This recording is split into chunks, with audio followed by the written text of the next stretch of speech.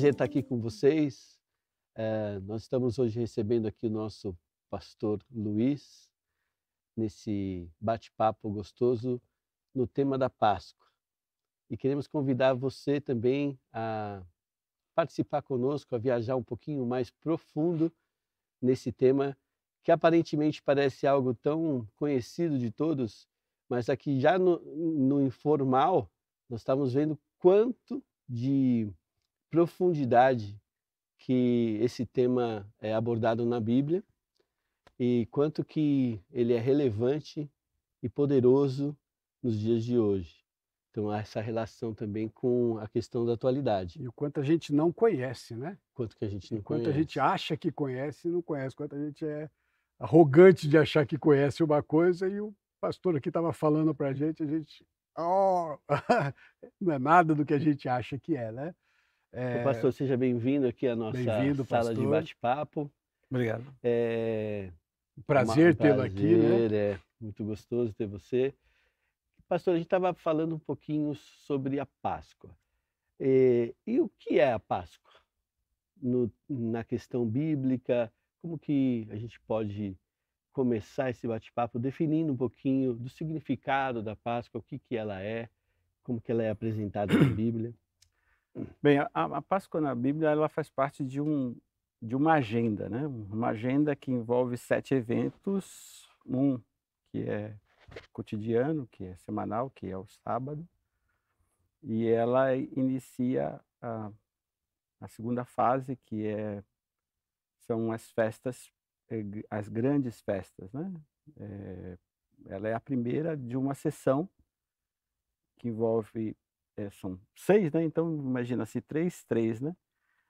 A primeira do primeiro semestre, isso ela começa, ela dá início a esse processo, eh, de revelação, né, ela faz parte desse primeiro contexto, dessas 3 primeiras festas que são feitas no primeiro semestre, e ela é esse carro-chefe, o carro-chefe da revelação, ela inicia a revelação, ela foi planejada em Gênesis capítulo 3.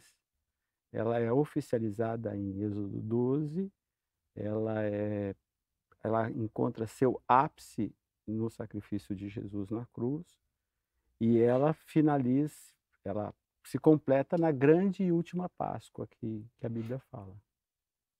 É interessante a gente olhar para isso, né? Sabe por quê? Porque assim, quando pensando em mim como cristão, né, eu vejo muitas vezes que a gente dá, claro que o Natal é muito importante, mas eu não vejo que a gente tenha dê tanta relevância assim para a Páscoa. Por que que você acha que isso acontece? Eu não estou falando na igreja que a gente está. Estou falando como um modo normal. Será que é porque o comércio mudou isso? O que que fez com que a Páscoa fosse diminuída assim? Né? Eu não sei, eu não vejo que a Páscoa que seja dada tanta importância assim para ela. Por que isso? A gente vive num lado do mundo onde isso aconteceu, isso não acontece em toda a cristandade. A cristandade oriental, ela enfatiza muito mais a Páscoa do que o Natal. Mas nós, historicamente, principalmente por causa desses últimos séculos, por causa dessa questão comercial, acabou enfatizando mais o Natal, né, mais o Natal em detrimento da Páscoa. A Páscoa ganhou um segundo, quem talvez segundo ou até quarto, ou nenhum valor dentro Sim. da experiência cristã, porque ela está revestida muito mais de uma experiência judaica e para isso os cristãos ocidentais, eles têm um determinado preconceito com a Páscoa, então criar não tanto a Igreja Católica ela enfatiza bastante a Páscoa e os cristãos não evangélicos não tanto. Mas no mundo oriental a Páscoa é fortemente, celebrada, ela é intensa nessa relação. Mas a gente, por causa dessa questão histórica de se afastar da cultura judaica e assumir uma festividade que não está na Bíblia, mas não tão clara como o Natal, a cristandade resolveu projetar essa experiência do Natal com muito mais intensidade do que a Páscoa. E isso fez com que a gente perdesse até a compreensão do que significa ela e até a intensidade que a gente tem que viver com ela. Então as pessoas até gostam do que a gente chama de domingo de Páscoa. Existe Sim. um erro, né? Um erro, não existe domingo de Páscoa na Bíblia, que a Páscoa efetivamente termina na sexta-feira. Ela é uma festividade que vai de sexta a sexta, de sábado a sexta. Ela oficialmente na Bíblia termina na sexta. No domingo é uma outra festa, que ninguém nem menciona, nem sabe, nem conhece, nem imagina que exista na Bíblia, que é a festa das primícias, né? Que é o Rabicurim, né? Que é a ressurreição, né? Que é a ressurreição. Você vai perceber que Jesus é a primícia dos que dormem. Por que ele é falado isso dele? Porque ele foi o primeiro a ressuscitar na festa das primícias, que é no domingo. Não tem nada a ver com Páscoa. Olha, Existe um vazio, existe um sábado, que a Páscoa termina na sexta, tem um sábado e no primeiro dia da semana começa uma outra festa, que na sua essência é diferente, porque na Páscoa termina-se um período de humilhação na sexta, para 3 dias depois, pensando na contagem como a Bíblia fala, uma festividade de alegria, que é você saber que você vai ter o prato cheio, vai ter a comida no prato, né? Que é a primícia, né? É a colheita da cevada, que vai fazer o pão, e o primeiro a ser colhido tinha que ser levado para o templo. É interessante, né? Você falando que Cristo veio cumprir, né? Porque às vezes parece que há um distanciamento, que a Páscoa aconteceu com Jesus, né? Que Jesus Não. criou a Páscoa, mas a gente vê exatamente ele cumprindo essa agenda que você comentou. Que, na verdade, você falou que começava lá em Gênesis. Essa questão da Páscoa, já até mesmo antes, né? No livro de Gênesis. O que acontece em Gênesis capítulo 3? A promessa de uma redenção feita ao casal que transgrediu, Adão e Eva, e há um sacrifício ali. A Bíblia não especifica que tipo de animal foi sacrificado ali. Parece, pela construção da Bíblia, que foi um cordeiro. Então, o sacrifício, um sangue foi derramado para que o homem pudesse conviver com Deus e com seu semelhante. Se não tivesse aquele sacrifício, haveria uma separação constante e cotidiana entre um casal. Você imagina que tipo de problemas teria um casal? Não tem mais ninguém, é só eles dois. Então o animal foi sacrificado e a promessa envolve isso. Haveria uma promessa de um descendente da mulher que seria sacrificado a favor da humanidade, para que a humanidade pudesse ter eternamente esse convívio garantido. Porque até aquele momento era parcial esse concerto, né? Feito pelaquela morte naquela ocasião. Então, ali teve um planejamento de que haveria uma construção na Bíblia que culminaria com esse evento que foi feito por Jesus na cruz. Não é a última Páscoa, a Bíblia fala de uma grande e última Páscoa, um grande e último êxodo que vai existir na frente. Então, tudo isso como se fosse uma agenda. Quando eu participo da Páscoa, eu estou participando dessa agenda. Eu estou prestando atenção nessa agenda. Eu estou entrando dentro dela. Eu faço parte dela.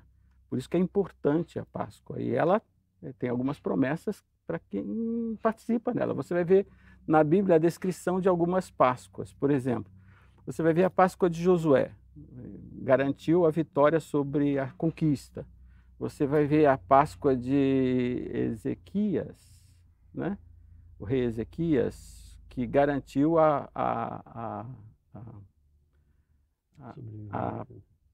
o avanço de Senaqueribe, a vitória sobre Senaqueribe. Você vai ver a Páscoa de Josias, que ele consegue uma sobrevida para a nação.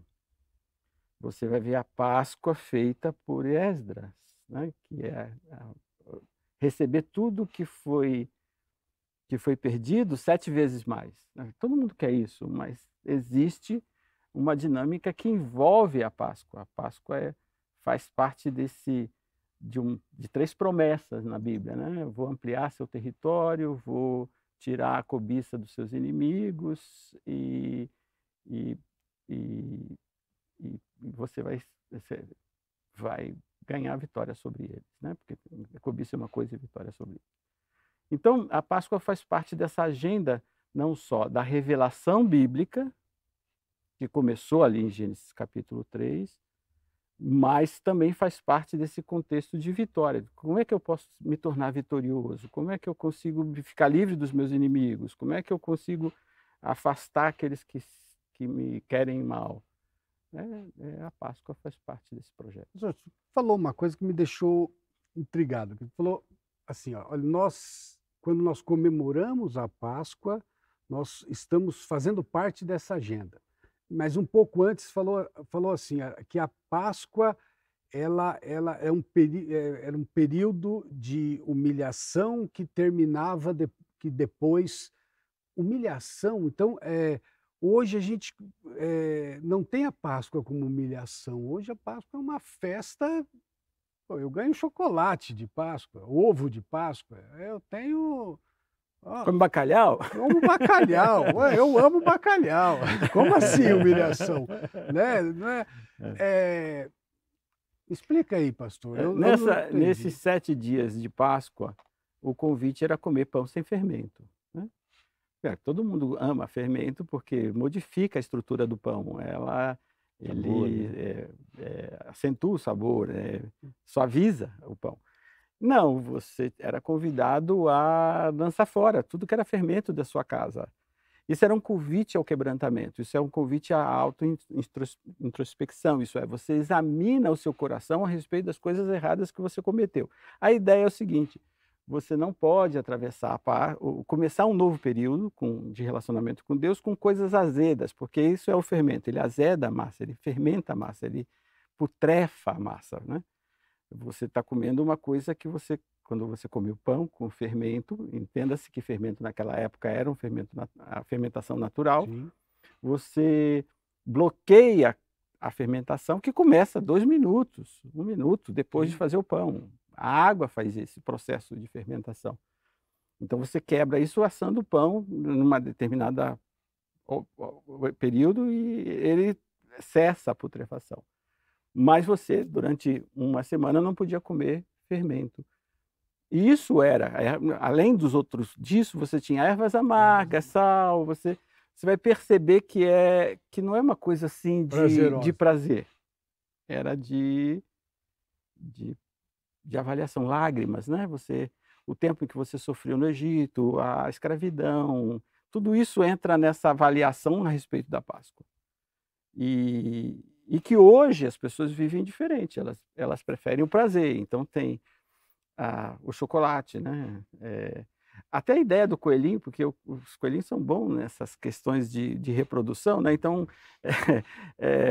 e sempre a ideia de fertilidade, porque tanto o ovo quanto o coelho, a ideia é fertilidade, é multiplicação.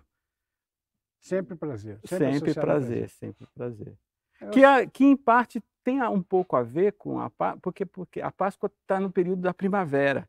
E no hemisfério norte é o começo das colheitas. Então as pessoas ligavam assim: poxa, eu quero prosperar. E quais são os símbolos pagãos que tinham dessa prosperidade? É o ovo, né? Principalmente essa ideia da relação da parte masculina que cuida da procriação. E o coelho, que faz isso com maestria.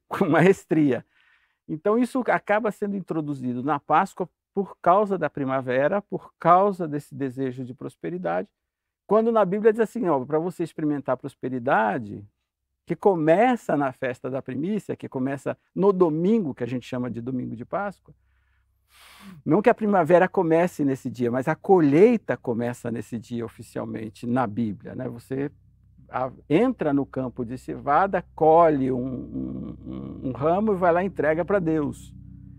Então, a prosperidade começa no domingo, mas antes de você experimentar a prosperidade, você precisa se quebrantar, que é a Páscoa. Essa é a ideia de quebrantamento, de humilhação, de introspecção, para você experimentar o que é abundância. A primícia. A primícia. A primícia. Então, a Páscoa sempre será um convite ao quebrantamento, a avaliação pessoal, a jogar fora o fermento que você acumulou, porque essa era a ideia. A massa natural, né? A fermentação natural, você vai acrescentando farinha, tirando um pouco, deixando um pouco, e quando chega na Páscoa, você é uma semana jogando aquilo tudo fora. Você não pode começar uma nova experiência com Deus carregando coisas que te estragaram do ano anterior. Você tem que jogar fora. Não podia ter dentro da casa. Tá, a pergunta agora é, pastor, para mim, qual que é o preço de eu ter trocado introspecção por prazer? O que eu estou pagando? O que nós estamos pagando hoje enquanto cristãos? Porque nós cristãos aderimos isso, certo? Sim, O que nós estamos né? pagando hoje por termos trocado, sermos introspectivos todos esses anos, por termos prazer todos esses anos? É uma pergunta para mim? Não, Ou é uma pergunta para não, você? é um bate-papo, Claro, né? claro, O que que nós trocamos? O que aqui eu não sou, né? Eu não sou pastor, eu tô só boquiaberta aqui, porque a gente está assim pensando. Eu troquei todos esses anos de ter introspecção, de me humilhar por prazer. Isso é quase sempre essa questão do prazer envolve sensualidade, né? Entenda a sensualidade não como sexualidade, Sim. Sensualidade como a questão do prazer, da sensação, né? Sim, Da sensação. prazer. E assim, na Bíblia tem um exemplo muito clássico disso, muito clássico, que é a experiência de Isaac e de Jacó. Por quê?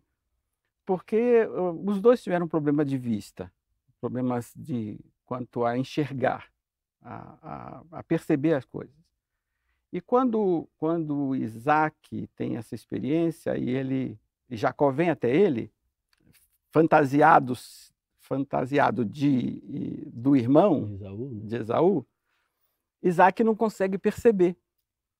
Ele sente que tem uma coisa estranha, mas ele não consegue perceber porque o cheiro do guisado era mais forte do que a desconfiança. Isso é sensualidade. Distorção, é você ter mais prazer, você desejar mais o prazer da comida, nesse caso era a comida, isso é também sensualidade, do que o discernimento dele. Então, o prazer distorce a sobriedade e distorce a percepção da verdade. Uhum. Jacó teve o mesmo problema. Divisão. Mas quando chega José com os 2 filhos, ele não tem dúvida de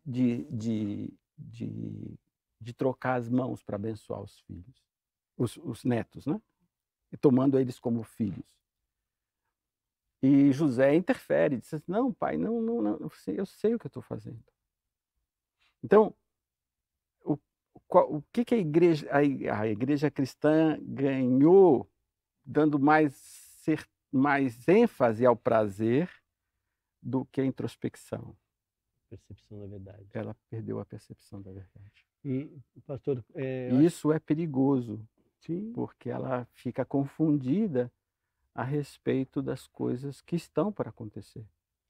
Porque ela objetiva mais o prazer do que a introspecção. Aproveitando tomando esse gancho, eu acho tão legal, né? Porque eu estava pensando aqui, que a gente está conversando, a profundidade que ganha, por exemplo, a afirmação de Jesus, de João Batista a respeito de Jesus, quando ele fala, eis o Cordeiro de Deus. talvez dando ênfase exatamente àquela primeira Páscoa, né? Porque de onde vem essa questão Cordeiro de Deus, né? Muitos cristãos vão pensar que é o cordeiro que foi sacrificado lá em Êxodo para passar nas portas, né? Nos umbrais das portas. Mas eu, especificamente, prefiro acreditar que essa experiência do cordeiro é muito mais anterior. E Porque a promessa de que viria alguém que definiria a situação do pecado veio lá em Gênesis foi capítulo onde 3. Deus mesmo que fez o sacrifício, Isso, né? isso. Foi ele É. fazendo o sacrifício de um animal, não é o homem que fez, foi Deus que fez. Então, nesse sentido, e pegando essa questão da falta de percepção da realidade por causa da sensualidade, né?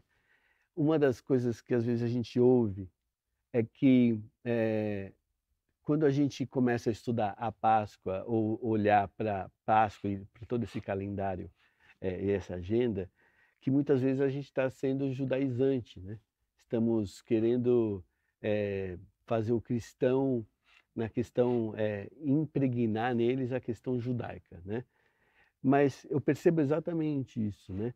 Que é uma volta a uma sobriedade bíblica, porque faz com que a gente entenda realmente essa introspecção, entenda realmente o propósito da Páscoa, ah, e essa questão de percebermos a profundidade de Deus conosco nesse tema das festas. Né? Então, fala um pouquinho, pastor, também sobre essa questão dessa afirmação, né? Que muitas vezes a gente está sendo judaizante, como fazemos aqui na festa, celebrando a Páscoa dessa maneira.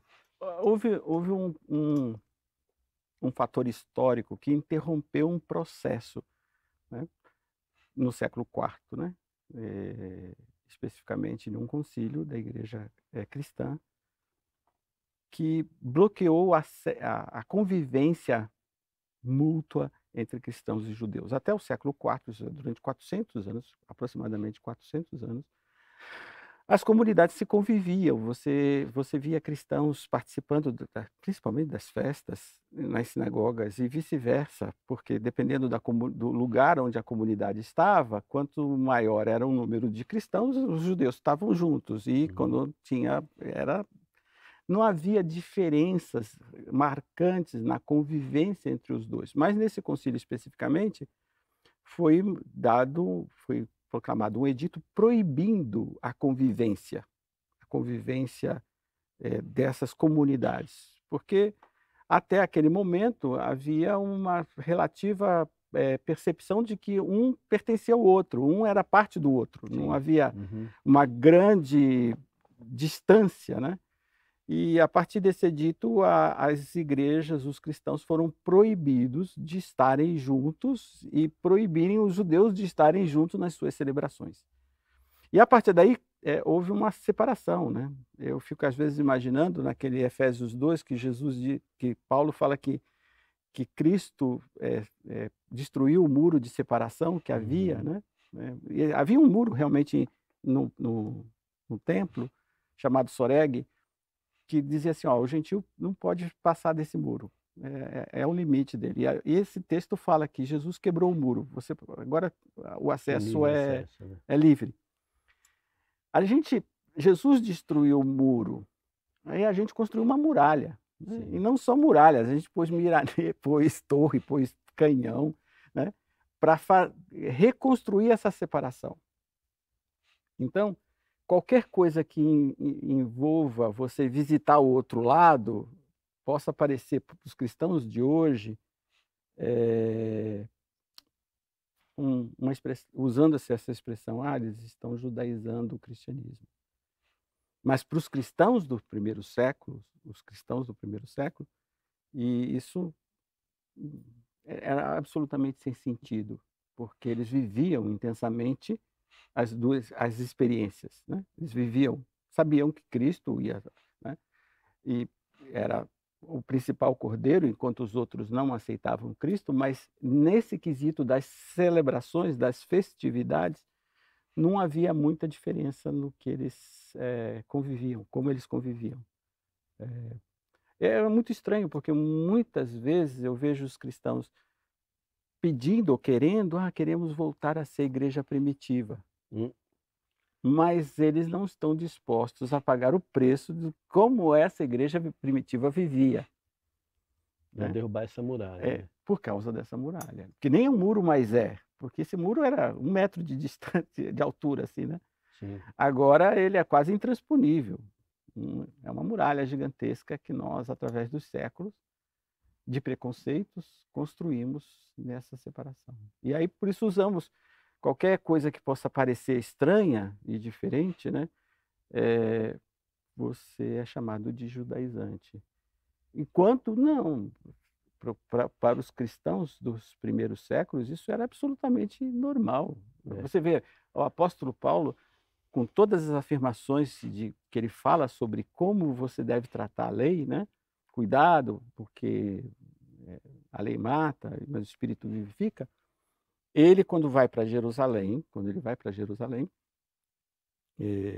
quando foi preso, ele foi cumprir seus votos. Aonde? No templo. Fez quem acompanhava ele que se circuncidasse. Uhum. E nesse cumprimento de votos haviam sacrifícios. Ele tinha que oferecer sacrifício. Então, na cabeça dele, isso não era absolutamente diferente de tudo aquilo que ele havia ensinado às igrejas. Ele vivia isso.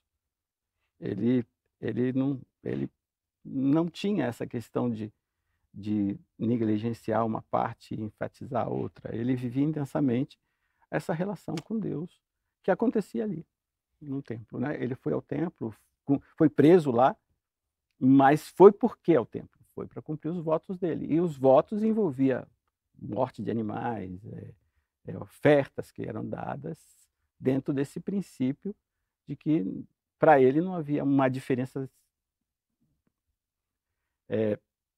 na execução daqueles ritos.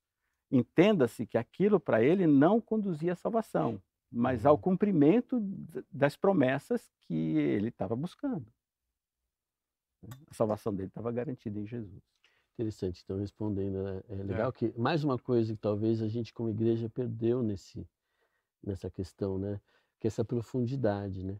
Quando a gente fala dessa volta, na verdade, essa questão bíblica, então a gente quebra essa ideia da questão do judaizante e começa a entrar na questão da profundidade. É o medo do rótulo a sensualidade, voltando àquele assunto da sensualidade, é isso, você vive na experiência superficial, porque a sensualidade trata com isso, com o contato, mas o contato com a superfície.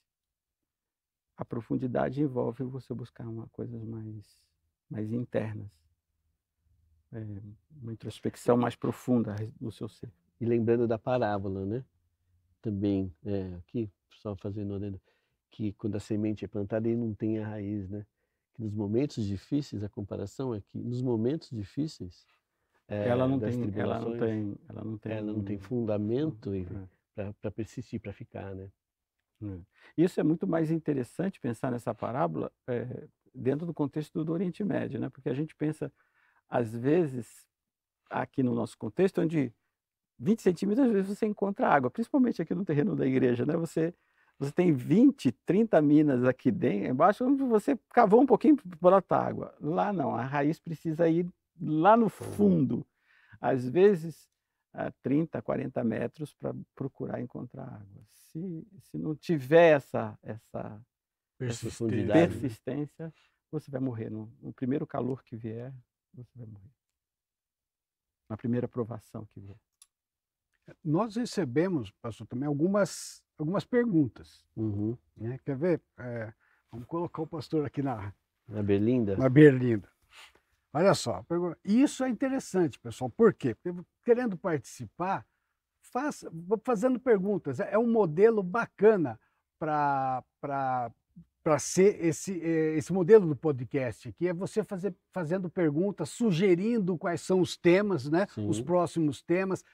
Aí você vai participar e vai fazer com que seja um podcast da maneira como você vai gostar. Então, uma das perguntas que vocês mandaram aqui vamos ver se eu estou fazendo legal. Existe um pensamento de que a Páscoa para os cristãos é apenas uma tradição, pois Jesus aboliu a Páscoa e a substituiu pela ceia. Qual é a visão bíblica desse pensamento? A Páscoa, ela só pode ser considerada como uma tradição que deve ser esquecida se ela for fruto de uma expressão cultural, tipo folclore, né? Você vai perceber isso porque muitos a tratam como uma expressão cultural. Ah, isso é coisa de judeus. Que é o que a gente estava falando. Isso é coisa de judeus. Quando a gente faz esse tipo de afirmação, a ideia é que foi a experiência dos judeus com o seu meio, porque é sempre assim, com o meio ambiente em que ele vive, as suas colheitas, as suas experiências positivas ou negativas com o meio em que eles viveram, que surgiu a Páscoa. Surgiu a Páscoa. E na Bíblia diz que não. Foi Deus chegando para Moisés e disse assim, ó, você vai fazer isso, você vai fazer aquilo, você vai nessa ocasião, nesse tempo, com data e hora marcada. Não podia ser diferente daquilo que Deus chegou para Moisés e disse assim, faça dessa forma.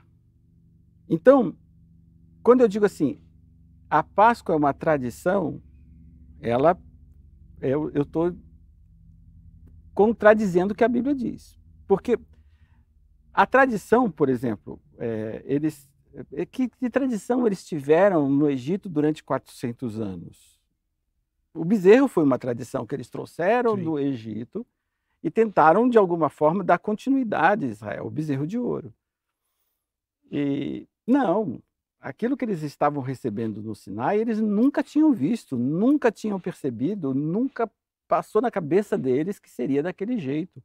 É Deus chegando para Moisés e dando uma receita. Ó, para eu andar com vocês, vocês têm que fazer isso, isso, isso e aquilo. Então, e era dado como estatuto eterno, né? Perpétuo.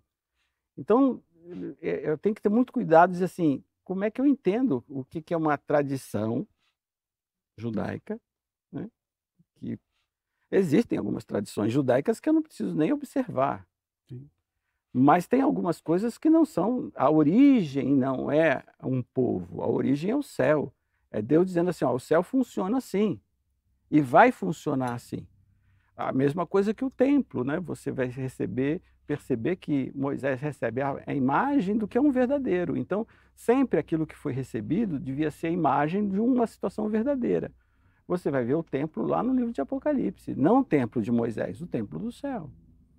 Então, e você vai ver as mesmas festividades, as festas que são celebradas, elas encontram sua potencialidade no livro de Apocalipse. Então, quando eu descarto essa experiência, dizendo que ela é fruto de uma tradição, ou quase um folclore, eu estou descartando o que ela representa na revelação. E aí eu fico à deriva, eu perco o porto seguro, né? Então, a ceia é só parte de um elemento dessa Páscoa, né? Jesus pega, serão 4 taças servidas na Páscoa, então ele pega uma especificamente das 4 e pega o pão escondido, né? Porque existe... Antes de você, na celebração da Páscoa, você quebra o pão e esconde uma parte. Ele é o pão escondido, que em algum momento vai ser revelado, né? Esse é o que aconteceu com Jesus. Então, ele pega esse pão escondido e a taça, uma das taças, e diz só, esse é meu corpo, esse é meu sangue. Ela faz parte de uma experiência, ela não é a única parte da experiência, e a igreja acabou só pegando essa questão do pão e do vinho e perpetuando isso e desprezando os demais. E quando ela faz isso, ela perde a percepção das coisas que irão acontecer. É interessante. Isso é chamado de Seder, né? O Seder da Páscoa. A igreja primitiva celebrou isso sem conflito nenhum. Sem conflito nenhum. Mas a partir do quarto século, como foi dito aqui, a igreja começou a procurar um caminho diferente de revelação e ela perdeu essa construção dessa agenda de Deus, desse calendário de eventos, que tudo tem um propósito. Você vai ver, por exemplo, né? Jesus foi morto na Páscoa, ressuscitou na festa das primícias, e o Espírito Santo foi dado na festa de Pentecostes. Por quê? Qual a razão disso? Por causa da agenda, né? Jesus vai obedecer essa agenda. E isso são as 3 primeiras festas do primeiro semestre. E as do segundo? São também 3. Aí você vai ver que a trombeta vai tocar, essa é a festa das trombetas. E os mortos em Cristo ressuscitarão. Então, a trombeta é a ressurreição. E os salvos serão julgados. Isso é a festa do perdão. E Jesus reina, vai reinar. A gente ora isso no Pai Nosso. Venha a nós o teu reino.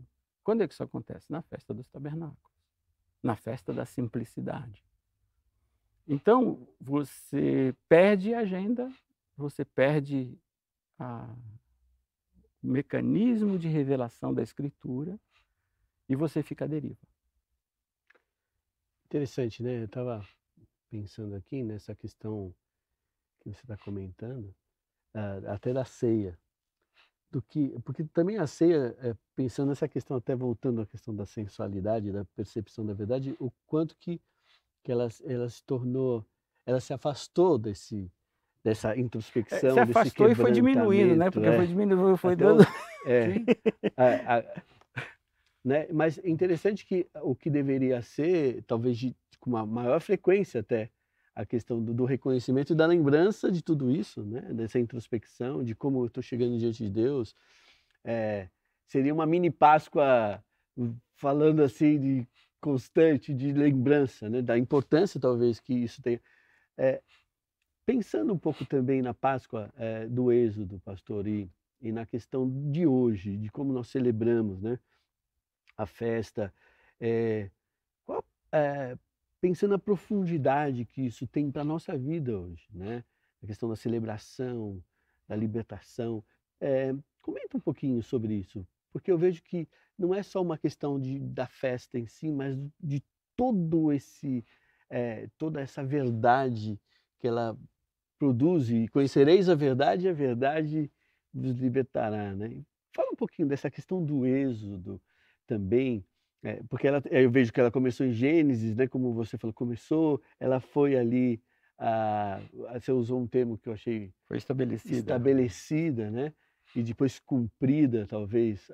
E esse processo todo, ele traz um peso tão profundo, né?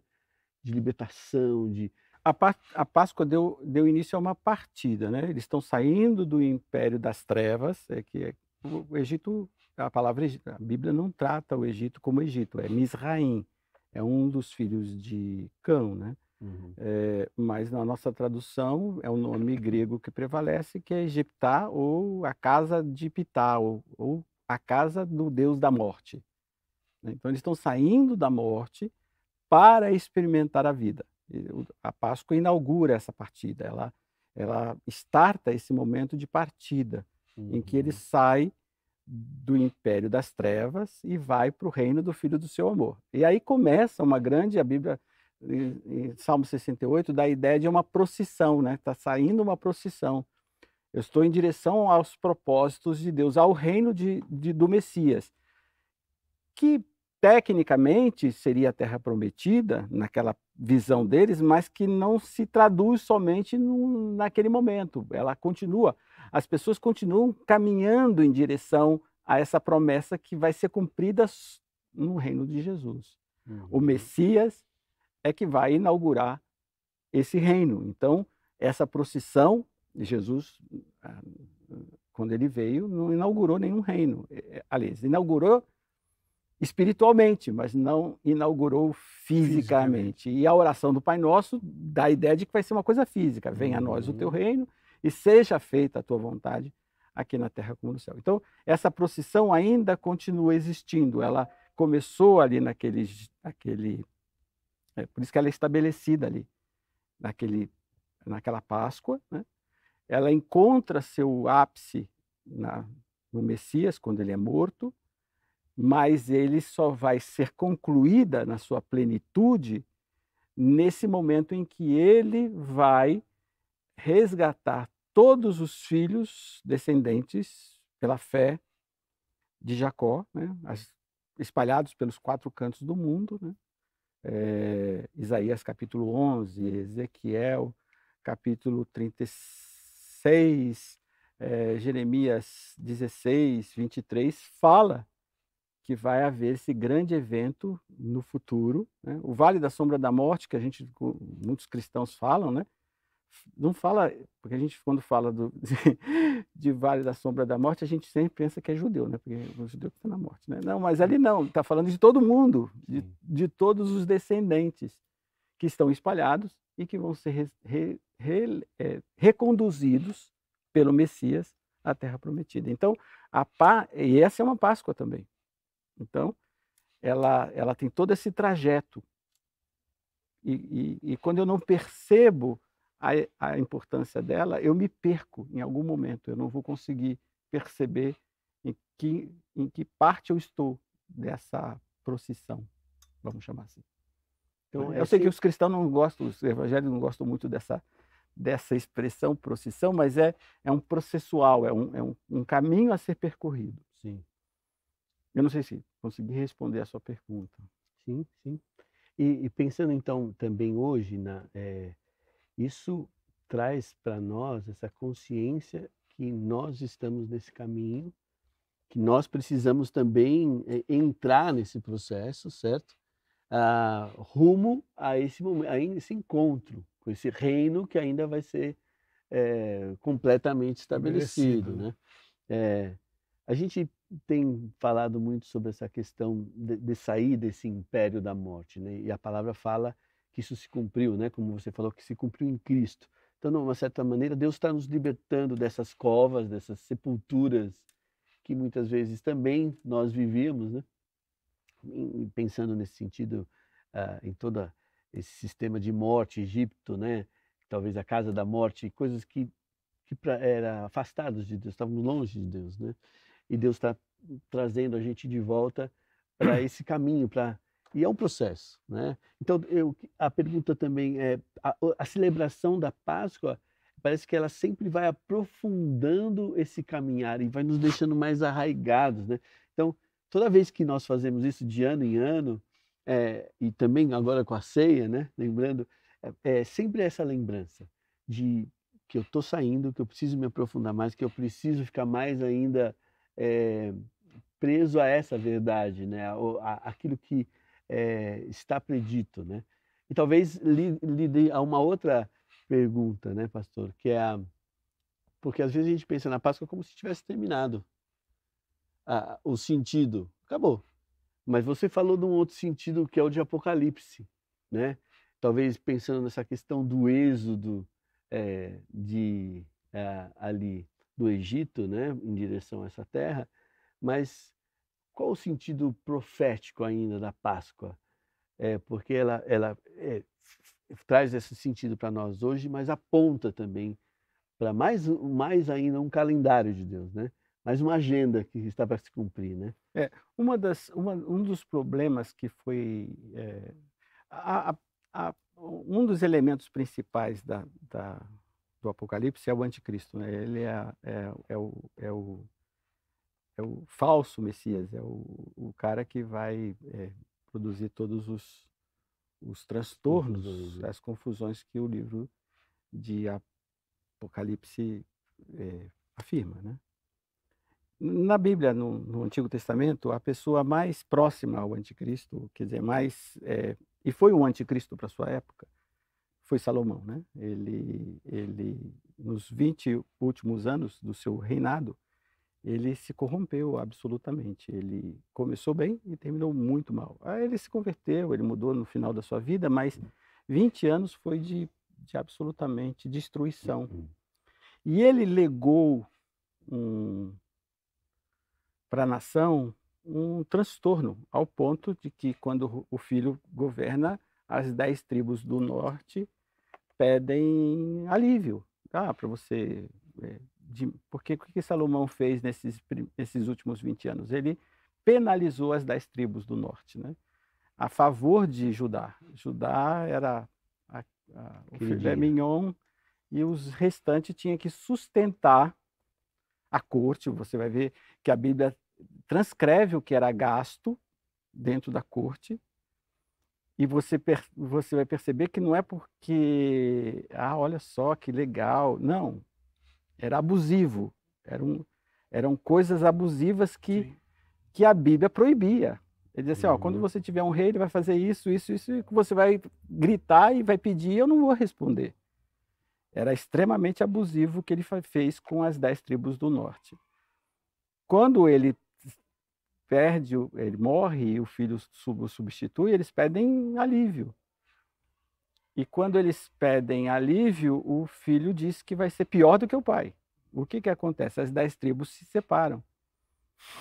E há uma profecia rolando ali que essa separação duraria 3 dias. Na Bíblia, sempre essa questão de 3 dias, pode ser 3 dias, 3 anos, 3.000 anos. 3.000 anos, né?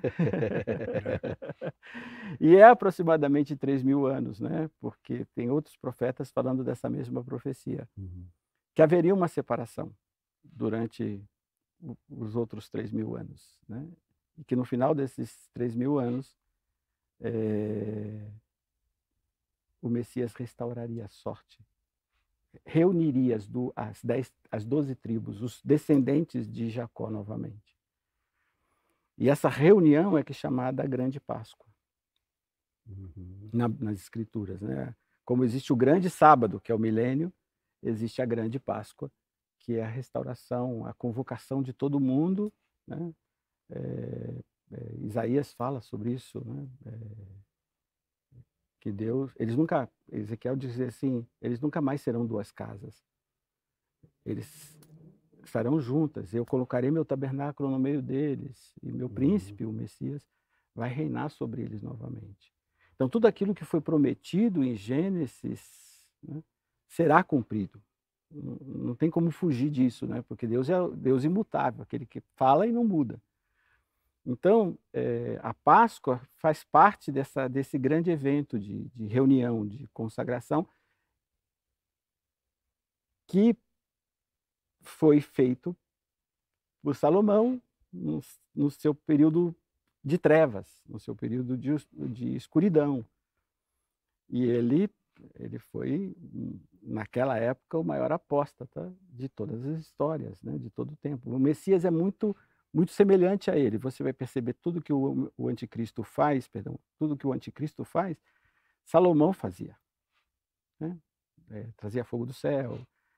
Os 20 primeiros anos como Messias, né? Isso, são 20 anos parecido Messias, né? Influenciando o mundo, os reis indo para Jerusalém para saber por que tanta grandeza, por que tanta majestade, por que tanta sabedoria, né?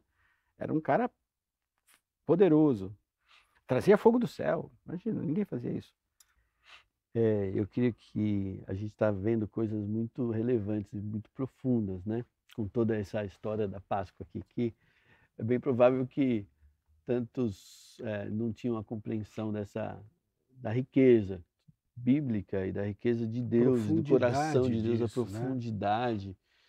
E da relevância para hoje, né? Para nós, de como isso produz também uma reverência, uma introspecção, uma aproximação dos céus, né?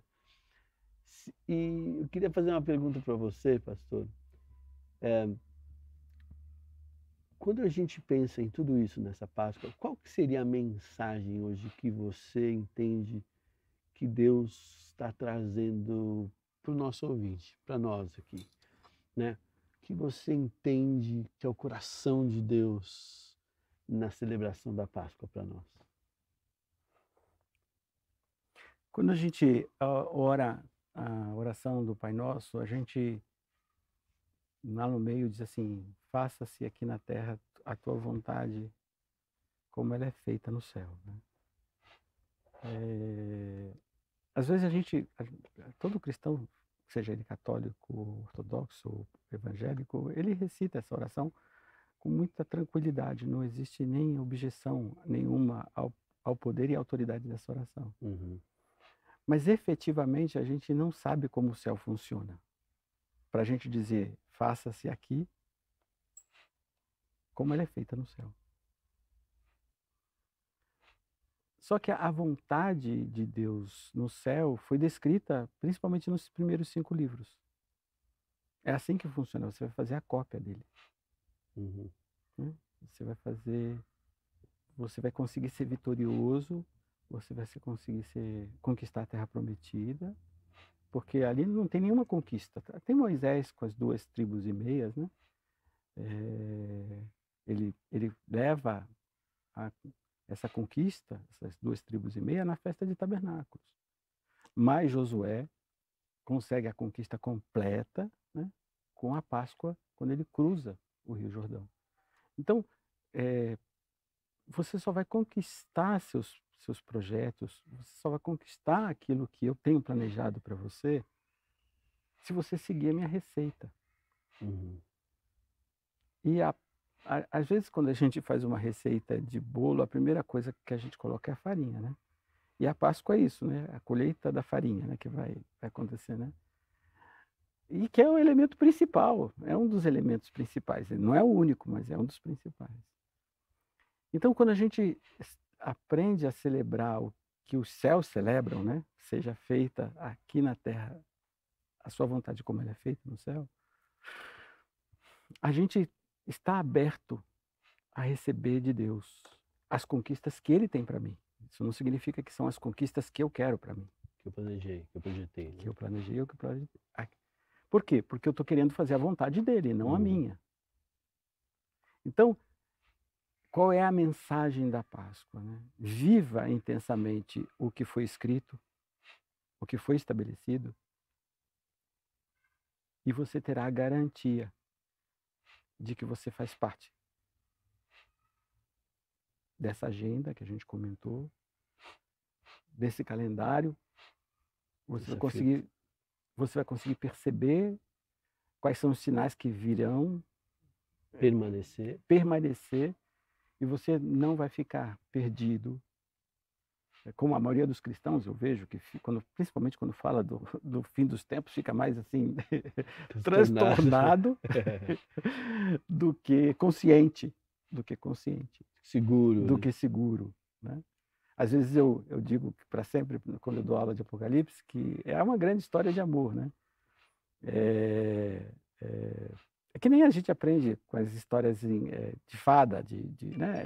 É o príncipe que vem resgatar a princesa em cavalo branco, sentado no cavalo branco, que luta contra o dragão, vence a bruxa, que seduziu e a mulher com uma maçã, e ela está meio zonza com o processo, mas o príncipe vai lá e a resgata e leva para o castelo, casam, são felizes para sempre. Esse é o resumo básico de Apocalipse, né? Na história de amor. Agora os cristãos ficam em pânico. Assim, gente, por que vocês ficam em pânico? Eu digo sempre que acho que eles ficam com a dúvida se eles estão do lado do príncipe ou do lado da bruxa. Eles estão na dúvida, será que eu estou com o dragão ou será que eu estou com o príncipe? Né? Uhum. E quando você entra em contato com essas celebrações e você vive a intensidade delas e o que elas significam, né? Eu estou dizendo que existe dentro do que a gente conhece hoje, existe muita tradição do lado judaico, que nem sempre a gente precisa seguir, porque ela é fruto também dessa construção histórica, da mesma forma que aconteceu com os cristãos. Mas que a gente precisa investigar nas escrituras como era que elas aconteciam e por que elas aconteciam e por que elas estavam inseridas dentro daquele contexto. E o que aquele contexto representa para nós nos nossos dias. Isso vai te garantir sobriedade, profundidade e segurança. Celebrar a Páscoa significa isso. Segurança, sobriedade e profundidade na palavra. Muito bacana. Bacana mesmo. Pastor, muito obrigado. Obrigado por estar Obrigado, aqui, pastor. por ter aceito o nosso convite. Isso Sei é que só um não é. desafio. É só uma, né? É. São pelo menos 7 Foi um especiais aí para a prazer gente poder receber aprender. você aqui nas demais Nas também. demais para falar de todas. A gente acaba falando mais da Páscoa e muito pouco das primícias, mas elas são fundamentais, Sim. porque na primícia a gente determina o nosso coração, né? Para onde vai? Mas É. vamos ter essa oportunidade, com certeza. Ela é fundamental, né? Você vai ver que a primeira experiência de destruição na Bíblia, com a morte de Abel por Caim, foi a falta de compreensão da primícia. E quando eu não compreendo a primícia, eu sou capaz de matar até meu irmão. De viver a cultura do reino, né? Viver como ressuscitado, né? Isso. Viver como pensando as coisas lá de cima, né?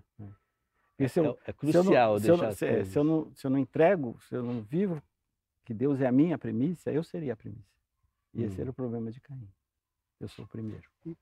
Mas volta no que falou antes ali. Ou seja, se eu não sei qual é a vontade de Deus para mim também, né? Eu achei muito engraçado. Eu ri meio alto, quase que atrapalhei. O Cuico pegou e falou assim: eu dei um tempo para Deus me responder. Até sexta, se Deus não me responder, vai fazer o quê, campeão? Né? Então, achei isso muito engraçado, porque, assim, eu tenho que ter muita certeza do caráter de Deus, de que Deus quer o melhor para mim e de que Está falando da mensagem de domingo, né? E aí o que Deus quer o melhor para mim, e aí Senhor, faça a sua vontade e não a minha, porque a minha vontade eu não tenho nenhuma certeza de que ela é o melhor. Não é verdade? Bem, pessoal, vocês gostaram? Esse é o formato do nosso podcast. Agradecer o pastor Luiz, que o pastor, eu e o pastor Pedro aqui, vamos estar presentes aqui nos nossos próximos podcasts, mas o principal convidado aqui é você. Você faz o podcast, você faz o tema do podcast com as suas perguntas e com as suas sugestões. Participe, deixe os seus comentários aqui, divulgue o podcast, porque ele vai ser uma importante ferramenta para que a gente tenha uma percepção ideal dos temas e a nossa mensagem aqui. Tá joia? Pastor? Só queria também convidar a gente, uma das intenções é que você possa realmente galgar mais profundo na palavra e conhecer as verdades que realmente transformam e que levam você para essa intimidade maior com Deus e para conhecer verdadeiramente quem Ele é. E a Bíblia diz, né, em João 17, diz que a vida eterna é essa, que te conheçam como único Deus verdadeiro, né? E a Jesus a quem enviaste. Então, uma das intenções que nós queremos é também ajudar e juntamente conosco entrar nessa intimidade da palavra, crescer nessa profundidade com Deus. Por isso os temas que nós queremos também trazer são temas que possam ajudar você a viver isso e a produzir essa realidade, né? Mais uma vez, pastor Luiz. Prazer. Obrigado, muito prazer ter você. A gente aprendeu muito, tenho aprendido muito, graças a Deus.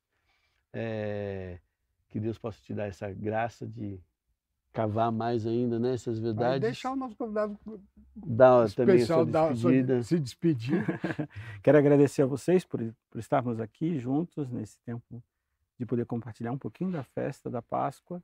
Nós estamos próximos dela, aí temos um primeiro evento que os cristãos também não conhecem muito, para os católicos não existe muita diferença, que é o lava-pés, mas Jesus introduziu isso dentro da Páscoa com um dos elementos importantes da Páscoa, e você é nosso convidado para estar juntos nesse período de contrição, de verificação, de avaliação, sobre tudo aquilo que azedou, principalmente a sua vida no último ano, e você precisa jogar fora isso, não pode inaugurar um novo tempo com Deus, com as coisas velhas, elas precisam passar para que você possa conseguir as novas, que estão para serem derramadas para aqueles que buscam. Deus os abençoe. Amém. Feliz Páscoa. Feliz Páscoa. Feliz Páscoa.